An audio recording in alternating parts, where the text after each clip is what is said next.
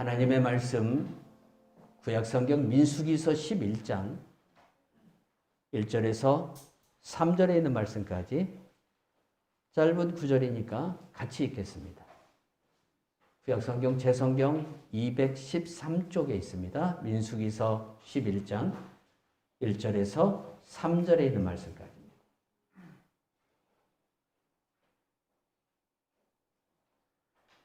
같이 읽어요. 여호와께서 들으시기에 백성이 악한 말로 원망하매 여호와께서 들으시고 진노하사 여호와의 불을 그들 중에 붙여서 진영 끝을 사르게 하시매 백성이 모세에게 부르짖음으로 모세가 여호와께 기도하더니 불이 꺼졌더라.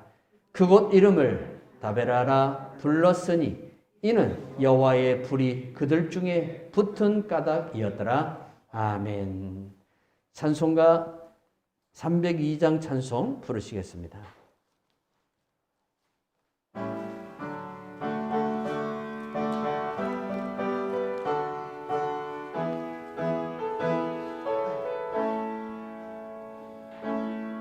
하나님 넓고 큰 은혜를 저 큰 바다보다 깊다. 너 곧 다주를 끌러 깊은 데로 저 한가운데 가보라. 언덕을 떠나서 장파에 배 띄워 내 주 예수 은혜의 바다로 내 맘껏 져가라. 왜 너 인생은 언제나 거기서 저 큰 바다 물결 보고 금이 모르는 깊은 바다 속을 한 번에 헤아려 안 보나. 언덕을 떠나서 장파에 배 띄워 내 주 예수 은혜의 바다로 내 맘껏 져가라. 많은 사람이 얕은 물가에서 저 큰 바다 가려다가 찰싹거리는 작은 바다 보고 마음이 졸여서 못 가네. 언덕을 떠나서 장파에 배 띄워 내 주 예수 은혜의 바다로 내 맘껏 져가라. 자고 가거라. 이제 곧 가거라. 저 큰 은혜 바다 향해 자 곧 내 너를 저 깊은 데로 가라. 망망한 바다로 언덕을 떠나서 장파에 배 띄워 내 주 예수 은혜의 바다로 내 맘껏 져가라. 이스라엘 백성들이 애굽에서 나와서 가나안 땅까지 들어가는 출애굽의 경로를 살펴보면 이스라엘 1세들, 애굽에서 나온 이스라엘 1세들의 그 삶이 출애굽기와 민수기서를 통해서 자세하게 기록되어 있어요. 근데 우리들이 출애굽기나 민수기서를 읽다가 보면 왜 이분들의 삶이 하나님으로부터 숱한 징계와 책망과 또한 하나님의 기쁨이 되지 못하는 그러한 삶으로 시작해서 그러한 삶으로 왜 마쳐야만 되었을까라는 그 의문과 그 궁금증이 참 가득해질 수밖에 없어요. 이 사람들의 모습을 보면 처음부터 불평과 원망을 가지고 출애굽을 했어요. 그리고 이들이 광야에서 모든 인생을 마칠 때까지 그들은 그 원망과 불평을 떠나지를 않습니다.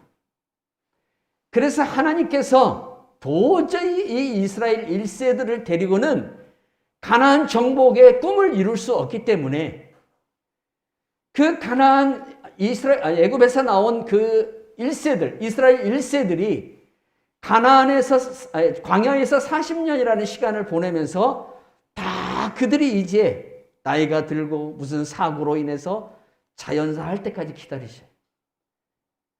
그리고 광야에서 태어난 이스라엘 2세들을 데리고 여호수아를 통해서 가나안을 정복하는 그 결과를 주님이 완성하십니다.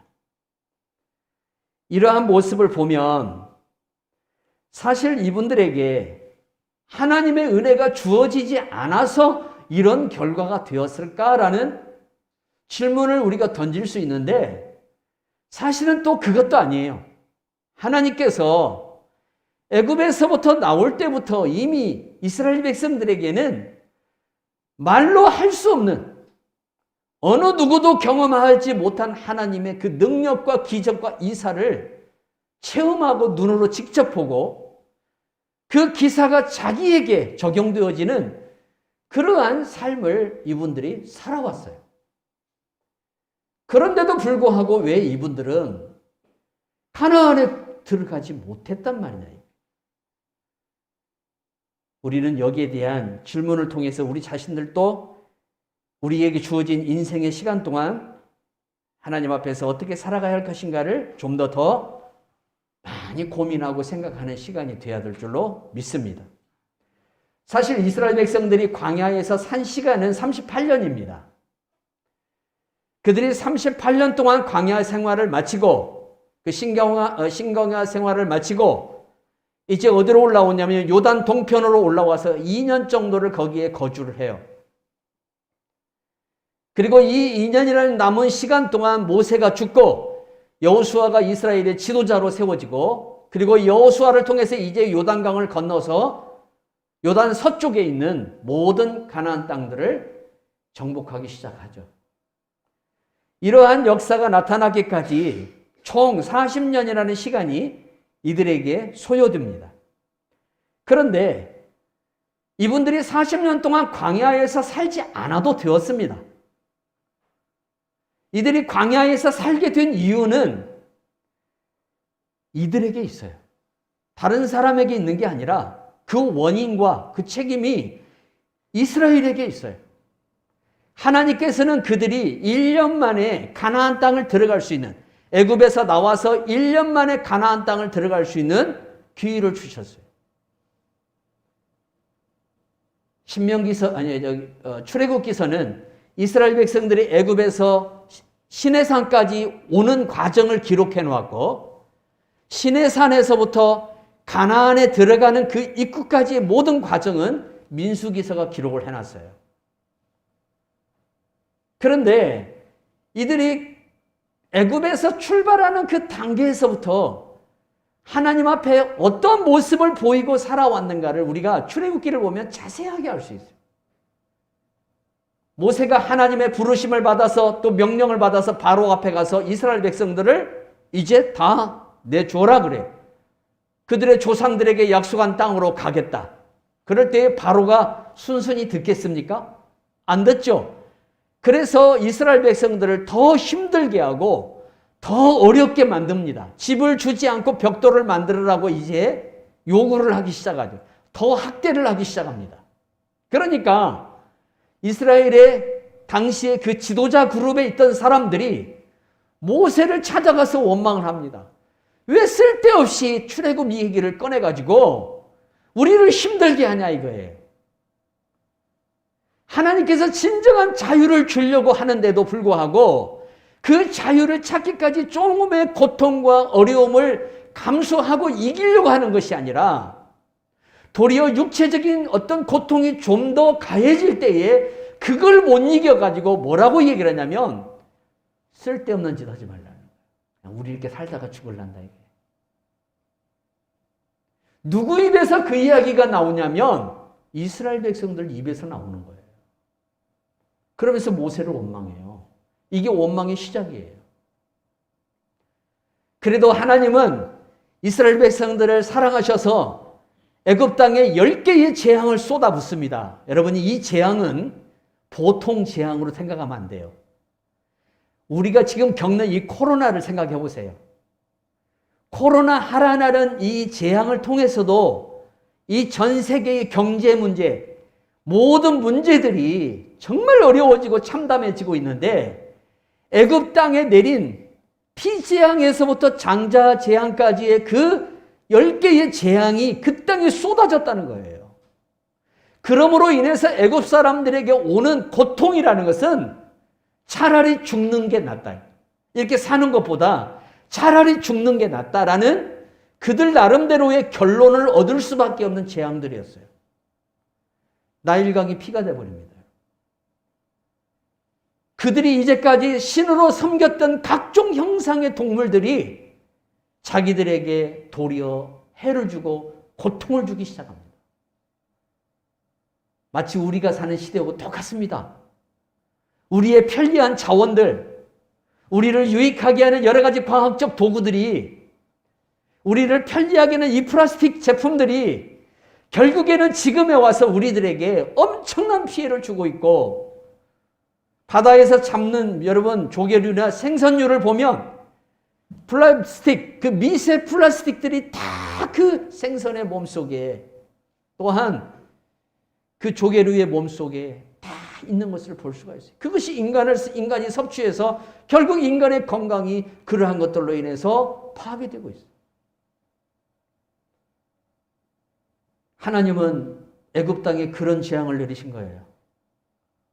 이 재앙을 통해서도 바로는 끄떡을 하지 않습니다. 여러분, 바로의 모습이 오늘 이 세상을 살아가는 사람들의 모습과 거의 비슷합니다. 끄떡을 하지 않습니다. 백신 나오면 끝나는 줄 압니다. 이왕재 교수라고 여러분 서울대학교 의대 교수님 있죠? 이 교수님이 어제 기자와 대담해서 백신이 우리를 코로나로부터 구출할 것이라고 생각하는 것은 큰 착각입니다. 백신은 피 속으로 들어가요. 우리 피 속으로. 우리 몸에 여러분 안으로 들어가요. 우리 몸이 일반 감기와 이 코로나는 약간 달라요. 코로나는 이 코점막을 통해서 우리를 힘들게 하는 감기 바이러스인데 일반 감기 바이러스하고 그 형태가 10에서 한 20%가 틀려요. 그러니까 이 백신을 통해서 사람이 코로나로부터 완전하게 지켜진다는 것은 있을 수 없는 일이에요.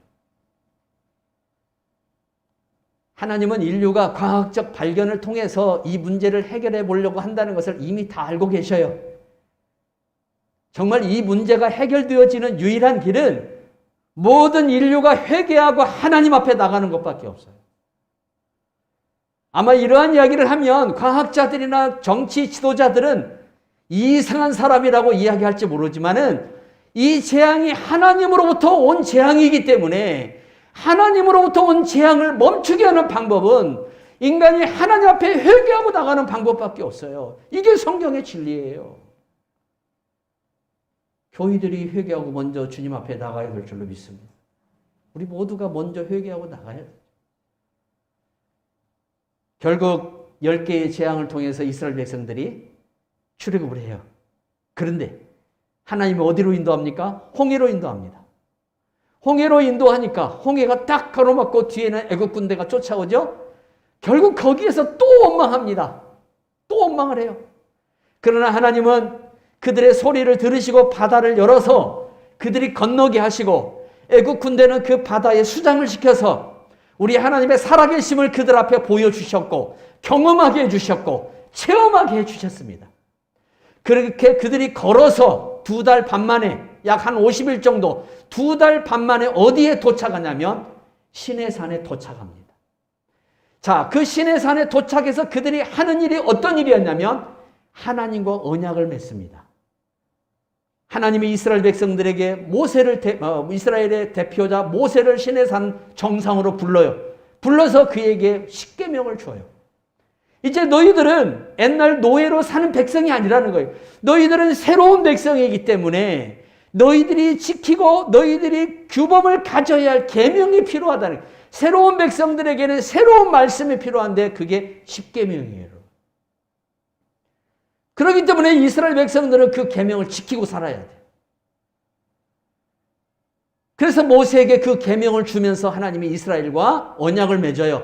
내가 너희들의 하나님이 되겠다. 너희들은 내 백성이 된다. 이제 상호 언약, 상호 계약이 체결되는 거예요. 자, 그리고 나서 거기에서 8개월 정도를 머뭅니다. 시내산에서 이들이 8개월 정도를 머물러요. 이들이 움직이고 싶어도 못 움직여요. 왜? 하나님의 불기둥과 하나님의 구름기둥이 먼저 움직이지 않고는 이스라엘이 움직일 수가 없어요. 여호와의 구름기둥과 불기둥이 이제 움직이기 시작합니다. 그리고 이제 다시 광야로 그들이 가는데 거기에서 그들이 첫 번째 움직이기 전에 유월절을 다시 지켜요. 이제 몇 년이 됐어요? 애굽에서 나온 지 1년이 됐어요. 첫 해라고 했어요. 여러분 9장에 보면 다음 해 첫 해, 첫 달이에요. 첫 달. 그 첫 달이 우리가 생각하는 첫 달이 아니에요. 여러분 태양력하고 유대인의 그 원력은 틀립니다.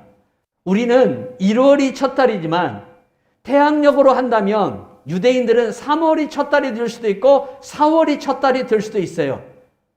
모든 유대인들의 원력은 6월절을 기점으로 해서 모든 게 시작되어져요.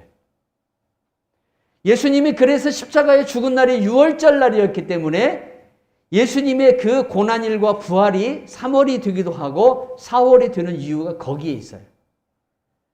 다시 1년이 되어서 이제 6월절을 지키고 그들이 행군을 하는데 3일 동안을 계속 행군을 하는 거예요. 멈추지를 않는 거예요.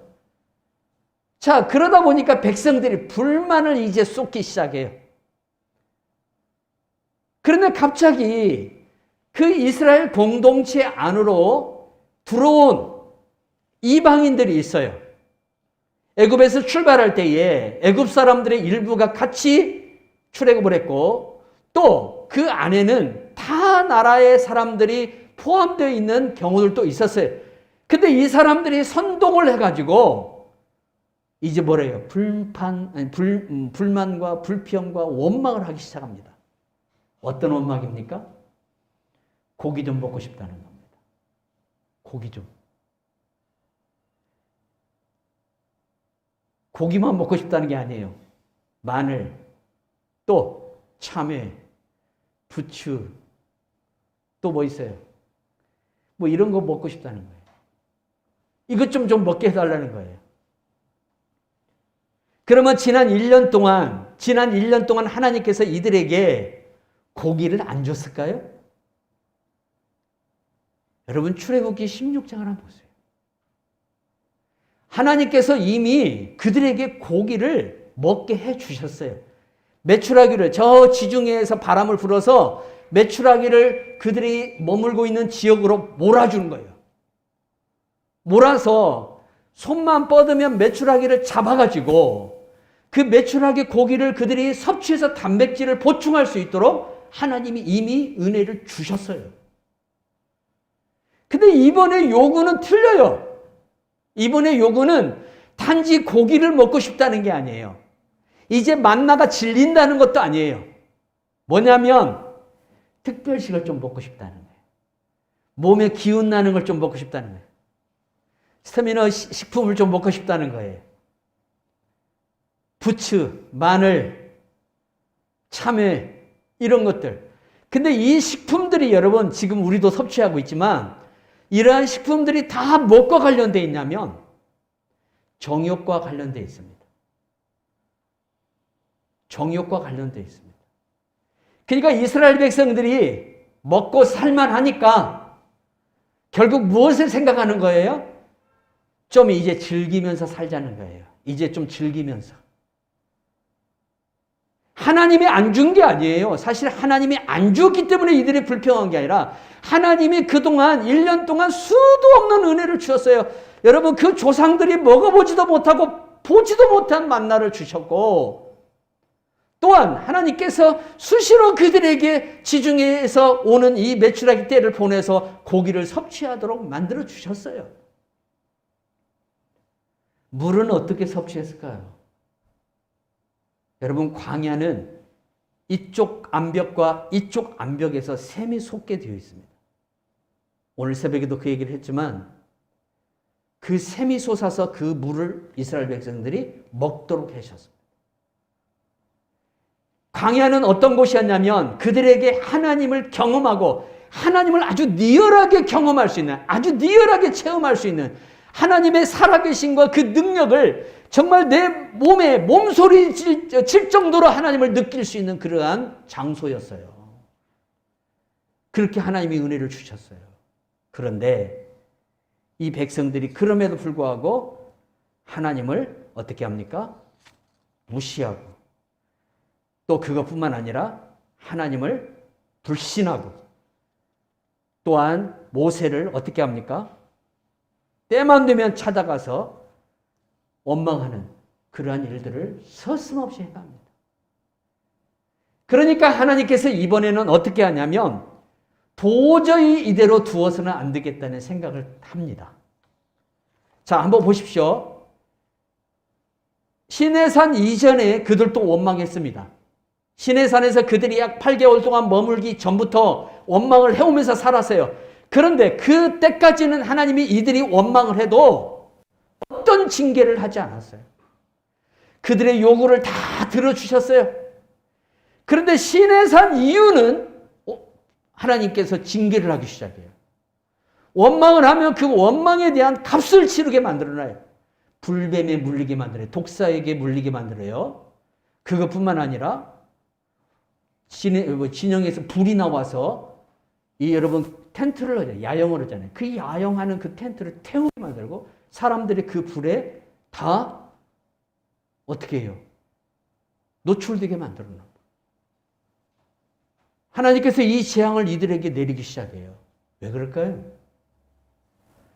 언약이 갱신된 이후 이전의 삶과 언약이 갱신된 이후의 삶은 틀려야 됩니다. 언약이 갱신된 이후에는 언약의 백성으로 살아야 됩니다. 이제 너희들이 옛날 애굽에서 하던 그러한 식으로 살아가서는 안 된다는 겁니다. 하나님이 막대기를 들어서 그들을 징계하심으로 그걸 알게 하시고 그걸 깨닫게 하시는 거예요. 그럼에도 불구하고 이스라엘 백성들은 깨닫지 않습니다. 끝까지 이들은 어떻게 합니까? 계속 원망하고 불평해서 결국 가나안 땅에 들어가지 못합니다. 그러면 이들이 원망과 불평의 자리로 나가는 이유가 뭘까요? 탐욕입니다. 하나님이 하나를 주시면 그 하나로 만족하지를 못해요.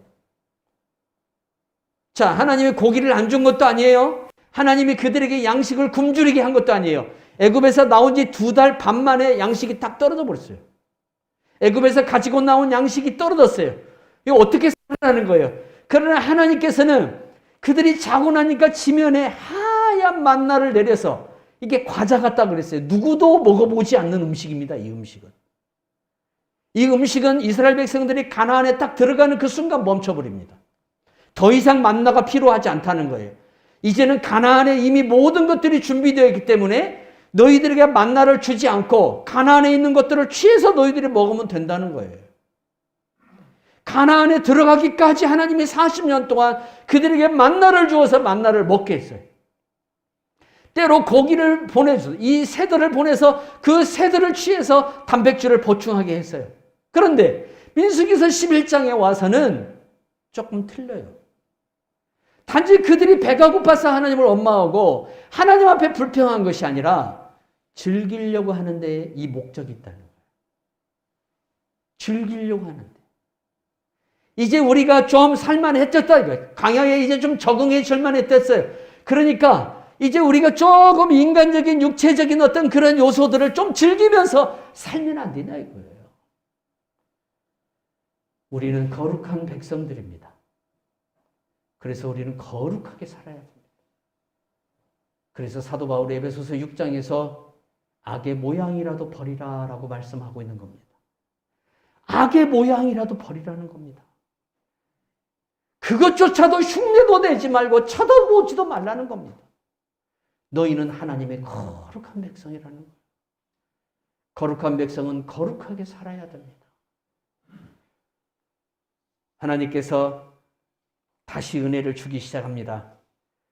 그래서 이들이 이제 여기에서 하나님의 이 징계를 맛본 이유, 결국 이들은 잠깐 돌이켜서 회개하는 듯한 모습을 보여요. 그런데 문제는 모세가 지쳐버렸어요.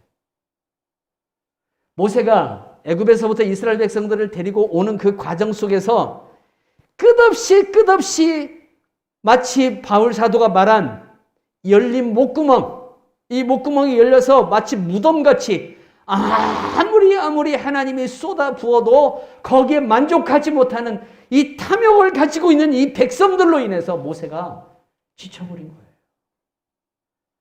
그래서 모세가 하나님 앞에 나가서 뭐라고 하냐면 이 사건 이후에, 이 디베라 사건 이후에 하나님 앞에 나가서 못 해먹었다 그래요. 아니 하나님이 왜 나를 불렀냐 그래요. 내가 이 백성들하고 무슨 상관이 있냐 그래요. 내가 이 백성들하고 무슨 상관이 있게 나를 불렀고, 나를 불렀으면 좀 이런 현상이 안 일어나야 되는데 왜 이런 일들이 자고 나면 계속 일어나야 되냐 이게. 사람한테 시달리는 것처럼 힘든 거 없어요. 그때 하나님이 모세에게 이렇게 말합니다. 모세야, 각 지파별로 사람들을 뽑는데 70명을 뽑으라 그래요. 70명. 21장에서 여러분 드디어 이스라엘에 모세를 도와주는 귀한 직분자들이 세워집니다. 70명입니다. 이 사람들이 이스라엘 공동체의 초대 장로들입니다. 그리고 리더들입니다. 이 70명을 뽑아서 하나님의 여호와의 성막 앞에 세우라 그래요. 모세가 그대로 했어요. 그랬더니 하나님의 영이 임하시는데 이 하나님의 영이 임하니까 이들이 애언을 해요. 애언을. 근데 단 한 번으로 그칩니다. 단 한 번으로 그쳐요. 그리고 이들에게 이제 너의 일을 나눠주라는 거예요. 너의 일을 나눠서 그들이 이제 감당하고 나가게끔 만들으라는 거예요. 너 혼자 그렇게 모든 짐을 지고 가지 말고 이제 이 일을 같이 나누어서 일할 수 있는 사람들을, 이 사람들, 내가 세운 사람들을 통해서 그 일을 하라는 거예요. 이게 모세를 향한 하나님의 위로였어요. 성도 여러분, 지금의 교회에 바로 이런 일꾼들이 필요합니다. 하나님의 영을 받은 사람들이 주의 귀한 직분자들로 세워져서 목회자 혼자 그 짐을 다 짊어지고 가는 게 아니라 그 짐을 같이 짊어지고 가는 일꾼들이 교회에 세워져야 그 교회가 건강한 교회입니다. 우리 교회가 그런 교회가 되어야 될 줄로 믿습니다. 근데 이런 사람들이 세워지는데 전제 조건이 있어요. 뭐예요? 성령이 오셔야 돼요. 성령이 오셔야 돼요. 물론 사람이 뽑아서 세우지만 사람이 뽑아서 세우는 그 사람들에게 여호와의 영이 임하지 않으면 이 사람들이 그 직분을 가고 딴짓을 해버려요. 직분이 잘못하면 권력이 돼버려요. 섬김이 되는 게 아니라, 헌신이 되는 게 아니라 권력이 돼버립니다. 여러분들은 직분이 헌신이 되고 섬김이 되고 하나님의 기쁨이 되기를 주님의 이름으로 축원합니다. 디베라 사건은 모세에게 하나님께서 힘을 주시는 사건이 되었고 이스라엘 백성들에게는 우리가 하나님을 이렇게 섬겨서는 안 된다는 것을 깨닫게 해주는 사건이 되었어요. 얼마나 무서운 하나님입니까?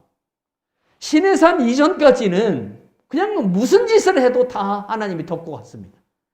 그러나 시내산 이후부터는 절대 그걸 봐주지를 않아요. 우리가 감사하지 못하는 이유가 뭘까요? 하나님을 모르기 때문에 그래요. 지금 내가 아무리 어렵고 힘든 일을 겪어도 이 일을 통해서 하나님께서 나를 향한 그 뜻을 이루시고 나를 통한 하나님의 계획을 성취하실 것이라는 그 믿음이었기 때문에 우리가 감사하지 못하는 거예요. 아브라함을 한번 보실까요? 아브라함은 믿음의 조상이죠. 오늘날에도 여러분 그 사람의 이름은 우리 입에서 수도 없이 불려지고 우리가 정말 흠모하는 사람 중에 한 사람으로서 우리가 그 믿음을 담기를 원합니다. 그런데 아브라함이 이렇게 믿음의 조상이 되기까지는 하나님을 아는 지식이 있었기 때문에 그렇습니다. 나는 여러분들이 하나님을 모르는 분이 되지 않기를 주님의 이름으로 축원합니다. 정말 하나님을 알아야 됩니다. 어디에서 알아야 되느냐? 우리가 성경을 통해서도 알지만 내 생활 속에 경험되어지는 하나님이 계셔요. 나를 인도하시고 나에게 역사하시는 하나님이 있어요. 이 하나님을 내가 체험함으로, 내가 이 하나님을 경험함으로 내가 아는 하나님에 대한 지식이 되고 그 하나님과 내가 동행할 때에 여러분들에게 아브라함에게 주었던 하나님의 은혜가 나타나기 시작해요. 아브라함이 하나님 앞에 부름받은 장소가 메소포타미아예요. 지금의 이라크, 우르라는 지역입니다. 하나님이 아브라함을 거기서 부르셨습니다. 아브라함아, 내가 너에게 지시하는 땅으로 가라. 메소포타미아 사람. 셈족의 후예. 그도 우리들처럼 이방인 중에 한 사람이었어요. 그 아브라함을 하나님이 불러서 가나안 땅으로 가라 그랬어요. 내가 지시하는 땅으로 가라. 그런데 아브라함이 하나님의 말씀을 듣고 바로 가나안 땅에 들어간 게 아니라 지금의 터키 남부에 가면 하란이라고 있습니다. 시리아 국경지대에 있는 그 하란에 머무릅니다. 거기에서 뭐합니까? 아버지 데라가 죽을 때까지 기다립니다. 그리고 그 강 건너편에서 아브라함도 아버지와 함께 무엇을 섬겼냐면 우상을 섬겼습니다. 그런데 하나님은 어떤 하나님이세요? 너 내가 가라고 했으면 가야지. 왜 그러고 있으면서 나타나가지고 때리고 부수고 협박하고 막 어려움을 주는 하나님이 아니셨어요. 마치 이방의 잡신들처럼 뭘 안 하면 막 죽어? 무당들한테 가서 하는 듣는 말이 뭔 말이에요? 이렇게 안 하면 죽어. 너 뭔 일 생겨. 이게 무당들이 하는 짓거리예요, 이게. 우리 하나님 그런 하나님이 아니라는 거예요. 기다려 주셔요. 끊임없이 기다려 주셔요. 아브라함이 하나님의 말씀을 순종할 때까지 기다려 주셨어요. 아무런 해를 그에게 가하지 않았어요. 그리고 이제 드디어 아브라함이 데라가 죽은 이후에 가나안 땅으로 들어옵니다. 근데 가나안 땅에 들어와서 보니까 살만한 땅이 못 되거든요. 하나님은 젖과 꿀이 흐르는 땅이라겠는데 그가 막상 눈으로 가서 보니까 젖과 꿀이 흐르는 땅이 아니라 살기 힘든 땅이에요. 목축업을 하기 힘든 땅이에요. 그래서 어디로 갑니까? 애굽으로 내려갑니다. 애굽에서 내려갔다가 큰 환난을 당합니다. 아내를 뺏겨버립니다. 바로에게. 하나님께서 그날 밤에 바로에게 나타나셔서 사라의 몸에다가 손가락 하나만 대도 내가 네 집안을 가만히 두지 않게 네 권자를 다 무너뜨려 버리겠다고 하나님께서 경고를 하시죠. 그래서 아브라함이 하나님의 도움을 따라서 다시 가나안 땅으로 다시 올라옵니다. 근데 가나안 땅에 와서 블레셋 왕 아비멜렉에게 또 아내를 뺏깁니다. 그때도 하나님이 아비멜렉에게 나타나서 진노하셔 버립니다. 아브라함의 가정이 그래서 지켜집니다. 그것뿐만 아니라 아브라함이 뭐만 하면 하나님이 형통하게 하고 조카 롯의 일로 인해서 전쟁을, 여러분 성경에 나오는 최초의 전쟁이에요. 이 전쟁 속에서 아브라함이 승리자가 되게 만듭니다. 이러한 일련의 과정을 쭉 아브라함이 겪어요. 아브라함이 살아가면서 수많은 하나님을 경험해요. 그리고 끝내는 그가 정말 아들을 낳을 수 없는 나이에 아들을 낳아요. 그게 이삭이에요. 그런데 어느 정도 이 아들이 자라고 이제 이 아들이 스스로 모든 것을 판단하고 살아갈 수 있을 때쯤 하나님이 아브라함에게 뭐라 그래요? 아브라함아, 네 아들 독자 이삭을 저 모리아 산에 가서 제물로 드려라. 청천벽력과 같은 소리를 주님이 하고 있는 거예요. 내가 잘못 들었나? 내가 이거 마귀 소리지. 이게 하나님이라면 이럴 수가 없지. 우리들 같으면 아마 그런 생각을 많이 했을 거 아니에요? 아브라함은 두말하지 않았어요. 사라한테 가서 상의하지도 않았어요. 그냥 그 자리에서 바로 이삭을 데리고 장작을 준비해서 종들과 함께 모리아 산으로 가서 산 아래에 종들을 놔두고 아들만 데리고, 그것도 아들의 등 위에다가 아들을 죽여서 제물로 드릴 땔감을 아들의 이 등 위에다가 얹혀놓는 거예요. 그리고 산 올라가는 거예요. 미친 아버지가 아니고서야 어떻게 이런 일을 해요. 그러나 아브라함이 하나님의 말씀에 이렇게 순종할 수 있었던 이유가 뭘까요? 그동안 자기가 겪은 하나님이 어떤 하나님이냐면 철저히 그 입에서 나온 말씀을 지키시는 하나님이라는 거예요. 설령 하나님의 말씀대로 내가 이 아들을 잡아서 하나님께 드릴지라도 하나님께서 이 아들을 다시 부활시켜서 이 아들로 하여금 나에게 약속한 기업을 이어가게끔 해 주실 거라는 것을 믿었어요. 그랬더니 하나님께서 아브라함의 그 믿음을 귀히 여기고 칼로 아들을 내리시려고 할 때에 하늘의 천사가 나타나서 아브라함을 부르잖아요. 아브라함아, 아브라함아, 네가 이제야 나를 사랑하는 줄을 내가 아노라. 하나님이 아브라함이 하나님을 사랑하는 것을 이제 알았다는 거예요. 네가 나를 얼마나 사랑하는 줄을 알았다는 거예요. 아브라함이 이러한 행위를 거침없이 할 수 있었던 것은 하나님에 대한 지식이 있었기 때문에 그래요. 자기가 살아오면서 하나님이 자기에게 어떻게 했는가? 그 말을 한 번도 어긴 적이 없이 다 지켜주시는 하나님이었다는 거예요. 그런 하나님이라면 내가 오늘 어떤 명령을 들어도 그 말씀을 순종할 때 또한 그 명령 또한 모든 것들을 감당할 수 있도록 해주신다는 거예요. 하나님께서 아브라함을 위해서 양 한 마리를 준비해 놓습니다. 수풀에 걸려 꼼짝도 못합니다. 이 동물이. 아브라함이 그걸 취하다가 하나님 앞에 이삭을 대신하는 제물을 드립니다. 거기에서 나온 말이 여호와 이레입니다. 여러분, 근데 이스라엘 백성들은 그 믿음이 없었습니다. 아무리 힘들고 어려워도 하나님이 이스라엘 백성들을 좋게 하려고 지금 애굽에서 데리고 나왔지 나쁘게 하려고 그들을 데리고 나온 게 아니잖아요. 우리로 하여금 예수를 믿게 한 이유도 이 코로나를 우리에게 주신 것도 우리를 나쁘게 하려고 하나님께서 주신 것이 아니라 믿게 하신 것이 아니라 우리에게 복을 주시고 우리가 여호와의 사람으로 하나님의 사람으로 더 가까이 나아가도록 하기 위해서 이 재앙도 주셨고 예수도 믿게 하셨다는 사실이에요.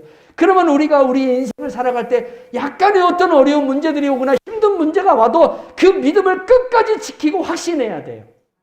여기까지 나를 인도하신 하나님은 나를 실망하지, 나를 결코 포기하는 하나님이 아니라 끝까지 그 입에서 나온 말씀을 지키는 하나님이신 줄 나는 믿습니다.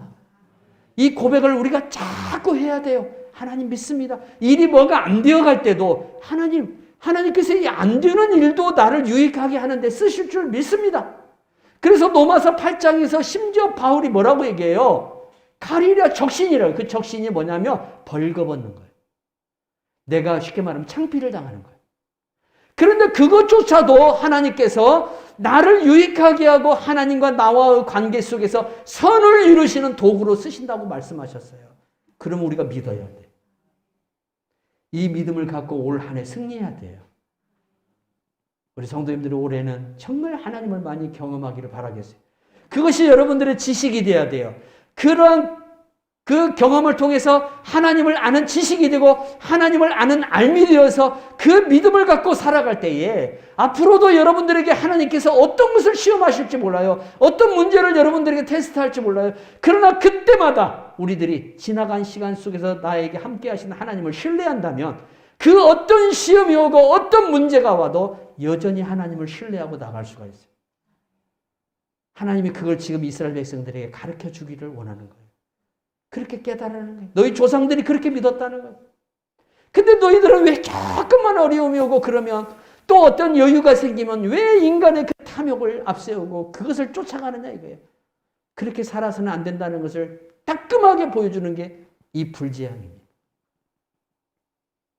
코로나가 얼마 갈 것인가 많은 사람들이 궁금합니다. 그런데 여러분 이게 평생 갈 수도 있습니다.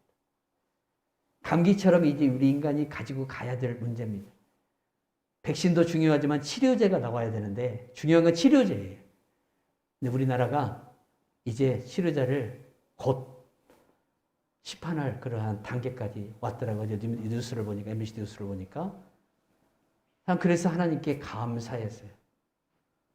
그러나 우리가 그런 것들을 기대하기 이전에 우리가 이걸 통해서 하나님 앞에 더 어떻게 아름답게 세워지는 주님의 아름다운 피조물들이 되어야 할까를 먼저 우리가 고민하고 새기는 성도들이 되어야 될 줄로 믿습니다. 하나님을 알면 감사해요. 왜 하나님이 나를 그렇게 인도하셨는가? 좀 이 어려움을 왜 주셨는가를 도리어 감사하게 돼요. 근데 하나님을 모르면 자꾸 불평하고 원망하게. 때로는 우리를 인도하신 하나님을 도저히 모를 때가 있어요. 왜 이렇게 하시는 거야? 대체 왜 이렇게 하시는 거지? 라고 우리가 생각할 수밖에 없는 그런 환경으로 하나님 우리를 몰아갈지라도, 그러나 그럼에도 불구하고 하나님은 우리를 유익하게 하고 우리에게 선을 베푸시고 우리를 복되게 하는 하나님인 줄 나는 믿습니다. 라는 그 믿음을 갖고 여러분이 끝까지 달려가면 하나님은 그렇게 만들어주셔요. 그 결과가 나온다는 것을 꼭 믿고 승리하시는 성도들이 되기를 주 예수의 이름으로 축원합니다. 하나님 아버지 감사합니다. 오늘도 귀한 예배 시간에 이 말씀을 나눌 수 있도록 은혜 주심을 감사합니다. 이스라엘 백성들이 하나님을 모르면 모를수록, 하나님을 알려고 하지 않으면 않을수록 도리어 원망과 불평이 그들에게 더 크게 나타나는 것을 볼 수 있었습니다. 비록 그들이 불편하고 때로는 배고픔이나 목마름이 있을지라도 왜 하나님께서 우리에게 이러한 시간들을 허락하시는지를 고민해보고 더욱 하나님을 신뢰하고 하나님께서 이 모든 어려움도 다 이기게 하실 줄 믿으면 하나님께서 그들이 믿는 하나님으로 그들에게 역사할 텐데, 불평이 앞서고 원망이 앞섰던 이스라엘의 모습을 보면서 하나님 우리 자신들의 또 우리들도 인생의 시간을 살아갈 때에 우리 또한 이스라엘 백성들처럼 반복해서 사는 어리석은 자가 되지 말고 아브라함처럼 그렇게 믿음으로 승리하는 우리의 삶이 될 수 있도록 은혜 내려 주시옵소서. 오늘도 우리 하나님께 감사드렸고 예수 그리스도의 이름으로 기도하옵나이다. 아멘. 찬송가 300